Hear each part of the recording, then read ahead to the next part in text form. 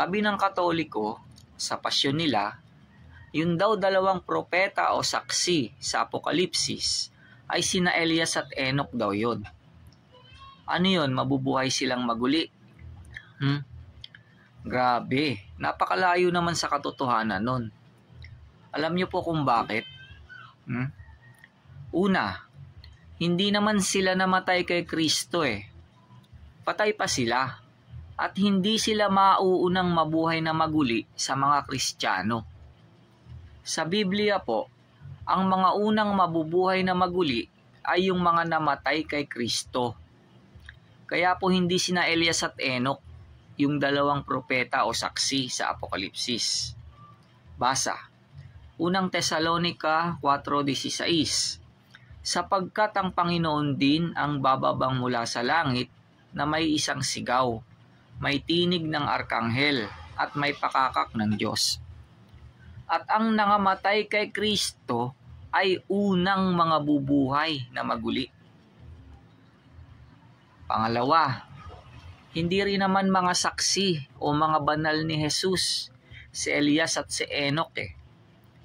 Yung nasa Apokalipsis ay hindi lang mga propeta yon, mga saksi o mga banal rin ni Jesus yon. Ang sabi doon, aking dalawang saksi. Inaangkin sila ni Jesus eh. Nangakatayo nga sila sa harapan ng Panginoon ng lupa eh. Si Jesus yun eh. At kaya sila mga banal ay dahil kay Jesus. Means, mga Kristiyano yung mga yun. Hindi naman nabuhay si Elias at si Enoch sa panahon ni Jesus dito sa lupa eh. Para sabihin yung sila yung dalawang saksi o mga banal ni Jesus. Mali po ang Katoliko. Basa, Mateo 28:18.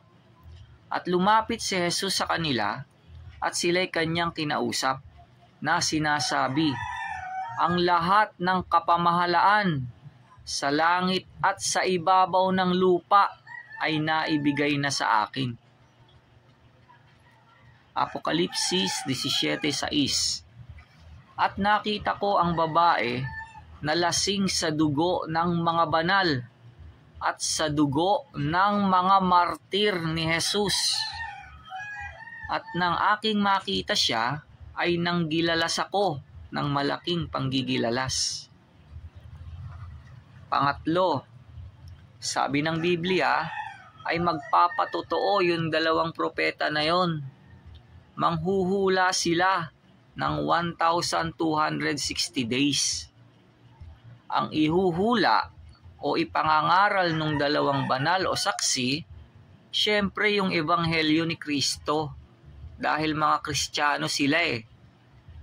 Kung si Elias ang isa doon, ay 10 utos ang patutotohanan nun, dahil nabuhay siya sa panahon ng kautusan ni Moises eh.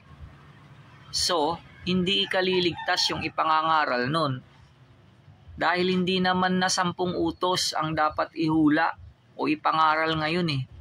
Kasi hindi naaariing ganap ngayon ng tao sa pamamagitan ng kautusan ni Moises. At kung si Enoch naman yung isa doon, ay ano naman ang patutotohanan o ipangangaral ni Enoch? Eh hindi naman niya alam ang 10 utos. Lalo na ang ebanghelyo. Dahil 3 pa lang siya sa bilang mula kay Adan eh. Basa, Mateo 28:20. Na ituro ninyo sa kanila na kanilang ganapin ang lahat ng mga bagay na iniutos ko ni Jesus sa inyo. At narito ako'y sumasa inyong palagi hanggang sa katapusan ng sanglibutan. Gawa 13:39. At sa pamamagitan niya ni Jesus, ang bawat nananampalataya ay inaaring ganap sa lahat ng mga bagay, na sa mga ito'y hindi kayo aariing ganap sa pamamagitan ng kautusan ni Moises. So, heto na. Sino o ano yung dalawang saksi o mga banal ni Jesus na yon? Yun po ay ang iglesia ng Diyos na pinamumunuan ni Jesus. Alam niyo po kung bakit? Kasi ang iglesia ay yun ang mga banal o mga martir ni Jesus Ang iglesia ay punong olibo at kandelero yun Ang sabi sa aklat ng Apokalipsis, yung dalawang saksi ay dalawang punong olibo at dalawang kandelero. Means, dalawang iglesia yon. Pero, isa ang bibig nila. Means, isa lang ang sinasalita, pinatototohanan, inihuhula, at ipinangangaral nila. Isang iglesia yon na binubuo ng dalawa. Yun ang iglesia ng Diyos sa bagong tipan. Binubuo yun ng Israel at Hentil na pinagsama ni Jesus. Kaya nga Church of God yun na may members international Punong olibo ba si Elias at si Enoch? No. Kandelero ba si Elias at si Enoch? No. Hindi po si Elias at si Enoch yon. Lumayas na kayo sa Katoliko. Mali yan. Basa Biblia. Unang Korinto 1:2. Sa iglesia ng Diyos na nasa Korinto, sa makatwid bagay, sa mga pinapaging banal kay Kristo Jesus, na tinawag na mga banal, na kasama ng lahat ng mga nagsisitawag sa bawat dako, sa pangalan ng ating Panginoong Hesukristo, na kanila at ating Panginoon. Roma 11:2-23 hanggang 24. Hindi itinakwil ng Diyos ang kanyang bayan na nang una pa'y kinilala niya. O hindi ba ganinyo nalalaman ang sinasabi ng kasulatan tungkol kay Elias? Kung paanong namamagitan siya sa Diyos laban sa Israel na sinabi. At sila naman, kung hindi mangagsisilagi sa di pananampalataya, ay mga kakasanib, sapagkat makapangyarihan ng Diyos upang sila'y isanib na muli. Sapagkat kung ikaw ay pinutol doon sa talagang ulibong ligaw at laban sa kaugalian ay isinanib ka sa mabuting punong ulibo, gaano pa nga ang mga ito na mga talagang sanga na mga kakasanib sa kanilang sariling punong ulibo. Apokalipsis 1:20.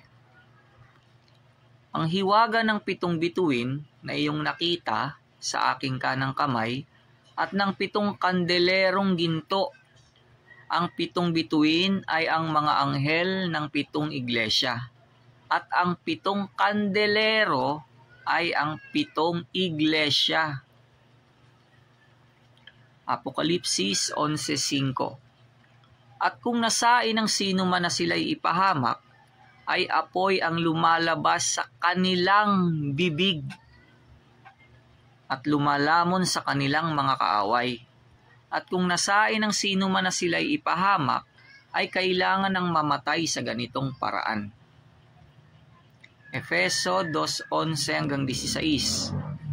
Kaya nga, alalahanin ninyo na kayo noong una, mga hentil sa laman, tinatawag na di pagtutuli niya ang tinatawag na pagtutuli sa laman na ginawa ng mga kamay. Na kayo ng panahong yaon ay mga hiwalay kay Kristo, na mga di kabilang sa bansa ng Israel, at mga taga-ibang lupa tungkol sa mga tipan ng pangako, na walang pag-asa at walang Diyos sa sanglibutan. Datapwat ngayon kay Kristo Jesus, kayo na noong panahon ay nalalayo, ay inilapit sa dugo ni Kristo. Sapagkat siya ang ating kapayapaan, na kanyang pinag-isa ang dalawa at iginiba ang pader na nasa gitna na nagpapahiwalay, na inalis ang pagkakaalit sa pamamagitan ng kanyang laman. Kahit kautusan na may mga batas at ang palatuntunan, upang sa dalawa ay lalangin sa kanyang sarili ang isang taong bago. Sa ganito'y ginagawa ang kapayapaan. At upang papagkasunduin silang dalawa sa isang katawan sa Diyos sa pamamagitan ng krus na sa kanya'y pinatay ang pagkakaalit. Pabasa Pasyon, Catholic Book, pahina 208. 3 taon itong hayop na tutulungan ng Diyos, umaral ng likot bukto, at saka naman sisipot si Elias at si Enoch.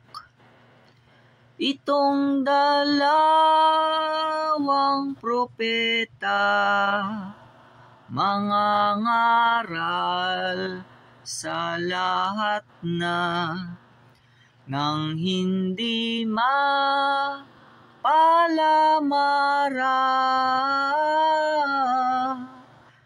ang katawa't kaluluwa ng tanang anak ni Eva. Apokalipsis 11:3-4. At may ipagkakaloob ako sa aking 2 saksi, at sila'y magsisipanghulang 1,260